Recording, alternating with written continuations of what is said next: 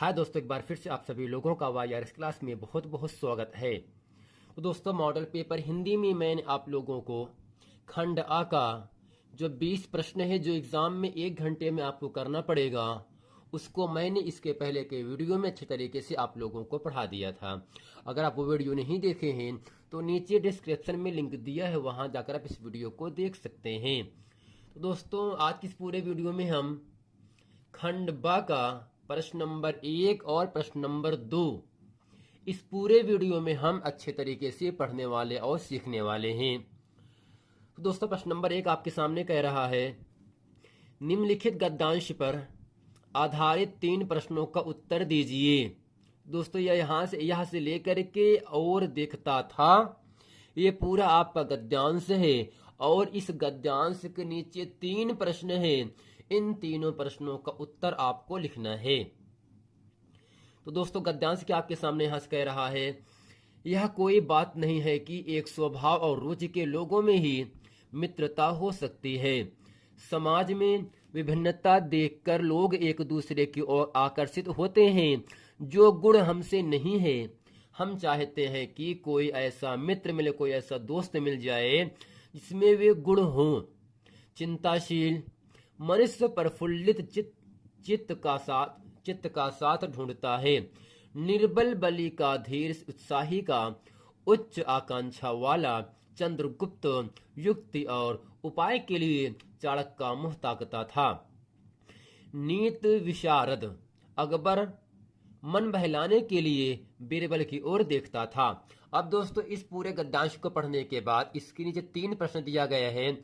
जैसे कि तो प्रश्न नंबर 1 आपके सामने यहां से कहा जा रहा है, उपर्युक्त गद्यांश का संदर्भ लिखिए। तो दोस्तों, इसका मतलब क्या होगा, ये जो पूरा गद्यांश है, यह गद्यांश किस पाठ से आया है और इसके लेखक कौन है, आपको लिखना है। और दोस्तों, प्रश्न नंबर 2 है, गद्यांश के रेखांकित अंश की व्याख्या कीजिए। दोस्तों, यह कोई बात नहीं, यहां से लेकर के और आकर्षित होते हैं, ये क्या है दोस्तों, अंडरलाइन है, रेखांकित अंश किया गया है। अब दोस्तों, रेखांकित अंशों की हमें व्याख्या अपने मन में करना है, अर्थात अपने मन से बना करके लिख देना है। और प्रश्न नंबर 3 आपके सामने यहां से है, लेखक के अनुसार समाज में विभिन्नता देखकर लोग एक दूसरे की ओर क्यों आकर्षित होते हैं। ये दोस्तों, इस पूरे गद्यांश को पढ़ने के बाद 3 प्रश्न आपका रहेगा और तीनों प्रश्नों का उत्तर आपको अच्छे तरीके से लिखना है। तो दोस्तों, प्रश्न नंबर 1 यहाँ से है, उपर्युक्त गद्यांश का संदर्भ लिखिए। अब दोस्तों, यहाँ से हम हेडिंग करते हैं संदर्भ। और दोस्तों, जिस प्रकार से हम आपको बताएंगे ऐसे ही आपको लिखना है। दोस्तों, हेडिंग क्या करते हैं, यहाँ से है लिखेंगे संदर्भ, तो यहाँ से लिखेंगे संदर्भ। और दोस्तों, संदर्भ के आगे हम लिखते हैं प्रस्तुत अवतरण हमारी पाठ्य पुस्तक में संकलित मित्रता पाठ से उद्धृत किया गया है। यानी दोस्तों, प्रस्तुत गद्यांश हमारी पाठ्य पुस्तक संकलित मित्रता पाठ से, अर्थात दोस्तों जो पूरा गद्यांश आया है यह मित्रता पाठ से ही आया है, मित्रता पाठ से उद्धृत किया गया है। इसके लेखक आचार्य रामचंद्र शुक्ल हैं। तो दोस्तों, प्रस्तुत गद्यांश हमारी पाठ्य पुस्तक हिंदी की मित्रता नामक पाठ से उद्धृत किया गया, लिया गया है, जिसके लेखक आचार्य रामचंद्र शुक्ल जी हैं। अब दोस्तों, प्रश्न नंबर 2 है, गद्यांश के रेखांकित अंश की व्याख्या करना है। तो यहां से हेडिंग करते हैं क्या है, रेखांकित अंश की व्याख्या। तो यहां से लिख करेंगे रेखांकित अंश की व्याख्या, रेखांकित अंश की व्याख्या। और दोस्तों, इसमें लिखेंगे हम, प्रस्तुत अवतरण में आचार्य रामचंद्र शुक्ल कहते हैं कि मित्रता के लिए स्वभाव और समान रुचि वालों से ही परस्पर मित्रता हो सकती है। लोग करते क्या है दोस्तों, कहते ये गरीब इंसान, इसके साथ दोस्ती ना करो, ये बड़ा इंसान है इसके साथ दोस्ती कर लिया करो। दोस्तों इसमें क्या बताया गया, प्रस्तुत अवतरण में यानी प्रस्तुत गद्यांश में आचार्य रामचंद्र शुक्ल जी कहते हैं कि मित्रता के लिए, दोस्ती के लिए स्वभाव और समान रुचि वालों में ही परस्पर मित्रता हो सकती है और यह धारणा उचित नहीं है। विपरीत स्वभाव और विपरीत रुचि की समरूपता आवश्यक नहीं होती है। कुछ लोग सोचते हैं कि समान स्वभाव और समान रुचि रखने वालों में ही परस्पर मित्रता हो सकती है। यह धारणा उचित नहीं है। विपरीत स्वभाव और विपरीत रुचि रखने वालों में से दोस्तों को हमें मित्रता कर सकते हैं। लोग विभिन्नता देखकर भी परस्पर आकर्षित होते हैं। इसकी वजह से जैसे दुर्बल व्यक्ति उत्साही बलवान की तरह, दुखी व्यक्ति प्रसन्नचित व्यक्ति की तरह आकर्षित होता है। अब दोस्तों प्रश्न नंबर तीसरा क्या था, लेखक के अनुसार समाज में विभिन्नता देखकर लोग एक दूसरे की ओर क्यों आकर्षित होते हैं। अब दोस्तों इसमें हम लिखेंगे, लेखक के अनुसार समाज में विभिन्नता देखकर अपने अभावों को भरने के लिए विपरीत गुणों की लोग आकर्षित होते हैं। जैसे दोस्तों कह सकते हैं निर्बल व्यक्ति, तो दोस्तों निर्बल का मतलब होता है जिसके पास ताकत नहीं है। निर्बल जिसके पास ताकत, जिसके पास बल ही नहीं है। निर्बल व्यक्ति बलवान की तरह आकर्षित होता है। दुखी व्यक्ति प्रसन्नचित व्यक्ति की तरह, अज्ञानी व्यक्ति ज्ञानी व्यक्ति की तरह आकर्षित होता है। कृष्ण और सुदामा की मित्रता, चाणक्य और चंद्रगुप्त की मित्रता इतिहास में प्रसिद्ध है। तो दोस्तों ये क्या था, इस पूरे गद्यांश को पढ़ने के बाद जिस प्रकार से मैंने आप लोगों को संदर्भ बताया और रेखांकित अंश की व्याख्या बताया, इसके साथ साथ ही समाज में भिन्नता देखकर लोग एक दूसरे की ओर आकर्षित किस प्रकार से होते हैं, इन तीनों प्रश्नों को मैंने अच्छे तरीके से आप लोगों को बता दिए। अब दोस्तों चलते प्रश्न नंबर दूसरा पढ़ते हैं।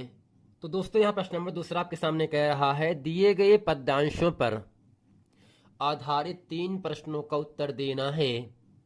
दोस्तों पहला प्रश्न आपके सामने क्या है, उपर्युक्त पद्यांश का संदर्भ लिखिए। दूसरा है रेखांकित अंश की व्याख्या कीजिए।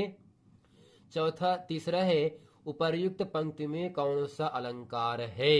दोस्तों इसमें अलंकार क्या होगा, आपका रूपक अलंकार है। क्या है दोस्तों, इस पूरे गद्यांश में कैसा है, रूपक अलंकार है। तो दोस्तों पद्यांश क्या आपके सामने कह रहा है, चरण कमल बंदौ हरि राई, जाकी कृपा पंग गिरी लेहौं, अंधे को सब कुछ दर्शाई, बहिरो सुने गूंगी पुनि बोले, रंक चले श्री छत्र धराई, सूरदास स्वामी करुणा में बार बार बंदौ तिह पाई।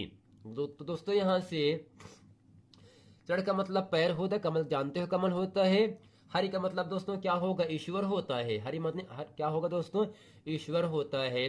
और दोस्तों इसके साथ साथ ही जाति का मतलब जिसकी, कृपा जानते ही हो जिसकी कृपा से। और दोस्तों पंगु का मतलब ये होता है लंगड़ा। और दोस्तों यहाँ से राई का मतलब होता है राजा। राई माने क्या होगा, राजा होगा। जाकी का मतलब जिसकी कृपा से। दोस्तों पंगु का मतलब होता है लंगड़ा। और दोस्तों यहाँ से गिर का मतलब पर्वत होता है, पहाड़ होता है। लेहा का मतलब लांघ सकता है, कूद सकता है। दोस्तों इसका मतलब क्या होगा, चरण कमल बंदौ हरि राई। तो दोस्तों जो पहला प्रश्न आपके सामने यहाँ से है, उपर्युक्त पद्यांशों का हमें दोस्तों क्या लिखना है, संदर्भ लिखना है। अब हेडिंग करते हैं संदर्भ। क्या दोस्तों, हेडिंग करेंगे संदर्भ, और जिस प्रकार से हम आपको बताएंगे ऐसे ही आपको सुन करके अच्छे तरीके से याद करना है। तो दोस्तों हम संदर्भ में लिखते क्या है, प्रस्तुत पद्यांश हमारी पाठ्य पुस्तक काव्य संकलन के पद नामक पाठ से उद्घृत है, जिसके रचयिता सूरदास हैं। यह सूर सागर में संकलित है। दोस्तों प्रस्तुत पद्यांश हमारे पाठ्य पुस्तक काव्य संकलन के पद नामक पाठ से उद्घृत है, जिसके रचयिता सूरदास हैं। यह सूर सागर में संकलित है। अगर दोस्त हम आपको बताना चाहें इसका प्रसंग क्या होगा, यानी ये किसके बारे में बताया जा रहा है, किसके बारे में कहा जा रहा है, तो यहां से लिखेंगे इसके प्रसंग में, हेडिंग करेंगे प्रसंग। यहाँ कवि सूरदास ईश्वरीय सत्ता को सर्वशक्तिमान मानते हुए उनके कमल चरणों की वंदना करते हैं। उनका कहना है कि, अब दोस्तों दूसरा प्रश्न क्या है, व्याख्या कीजिए, तो यहां से लिखेंगे व्याख्या, हेडिंग करेंगे, क्या दोस्तों करेंगे, व्याख्या दोस्तों। लेकिन दोस्तों हम यहां से पूरा बताएंगे चरण से लेकर के तिहाई तक। तो दोस्तों यहां पर क्या है, चरण कमल बंदौ हरिराई, मैं उस भगवान के कमलव चरणों की वंदना करता हूं, स्पर्श करता हूं, जाकी कृपा पंग गिरी लंग है आले हैं, जिसकी कृपा से दोस्तों पंग का मतलब होता है लंगड़ा व्यक्ति, गिरी का मतलब पहाड़ों को, लेहों का मतलब लांग जाता है। जाकी कृपा पंग गिरे लेहों, जिसकी कृपा से लंगड़ा व्यक्ति भी पहाड़ों को लांग सकता है, पहाड़ों को लांग जाता है, पहाड़ों को कूद सकता है। अब दोस्तों अगला है, अंधे को सब कुछ दर्शाई, अंधे को सब कुछ दिखलाई पड़ने लगता है, बहिरो सुने गूंग पुनि बोले। दोस्तों पुनि का मतलब दोबारा होता है या पुनः होता है, यानी अंधे को सब कुछ दर्शाई, अंधे को सब कुछ दिखाई देने लगता है, बहिरो सुने गूंग पुनि बोले, बहिरा व्यक्ति, बहिरा मनुष्य सब कुछ सुनने लगता है, गूंग पुनि बोले, गूंगा मनुष्य फिर से बोलने लगता है और गूंगा व्यक्ति पुनः बोलने लगता है। रंक चले सिर छत्र धराई, दोस्तों यहां से रंक का मतलब क्या होता है, दरिद्र होता है। दोस्तों रंक माने क्या होगा, दरिद्र होता है। रंक चले सिर छत्र धराई, और महादरिद्र व्यक्ति भी अपने सिर पर राज छत्र धारण कर लेता है। सूरदास स्वामी करुणा में, ऐसे सर्वशक्तिमान करुणामय भगवान के चरणों की बार बार वंदना करता हूं, वंदना करता हूं।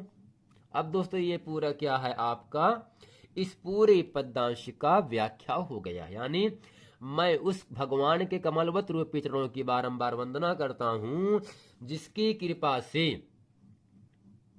लंगड़ा व्यक्ति भी पहाड़ों को लांघ जाता है, अंधे को सब कुछ दिखलाई पड़ने लगता है, बहरा मनुष्य सुनने लगता है, और गूंगा मनुष्य फिर से बोलने लगता है। रंक चले सिर छत्र धराई, और महादरिद्र व्यक्ति भी अपने सिर पर राज छत्र धारण कर लेता है। सूरदास स्वामी करुणा में बार बार बंदौती पाई, ऐसे सर्वशक्तिमान करुणा में भगवान के चरणों की बार बार वंदना करता हूं। अब दोस्तों का हेडिंग क्या है, यहां से है उपर्युक्त पंक्तियों में कौन सा अलंकार है। अब दोस्तों इस पूरे पद्यांश को बताने के बाद इसमें अलंकार क्या होगा दोस्तों, यानी यहाँ पर रूप के बारे में, आकार के बारे में बताया जा रहा है। ठीक, लंगड़ा व्यक्ति है, बहरा व्यक्ति है, उसको क्या कैसे दिखलाई देने लगता है, इसके बारे में बताया जा रहा है। जिसका मतलब क्या होगा, उपर्युक्त पंक्तियों में कौन सा अलंकार है, तो दोस्तों यहाँ से लिखेंगे उपर्युक्त पंक्ति में रूपक अलंकार है, तो यहां से लिखेंगे रूपक अलंकार है, रूपक अलंकार है। दोस्तों आशा करते हैं खंड बा में प्रश्न नंबर 1 और प्रश्न नंबर 2 आप लोगों को बहुत अच्छे तरीके से समझ में आ गया होगा। मिलते हैं फ्रेंड नेक्स्ट वीडियो में, तब तक के लिए थैंक यू।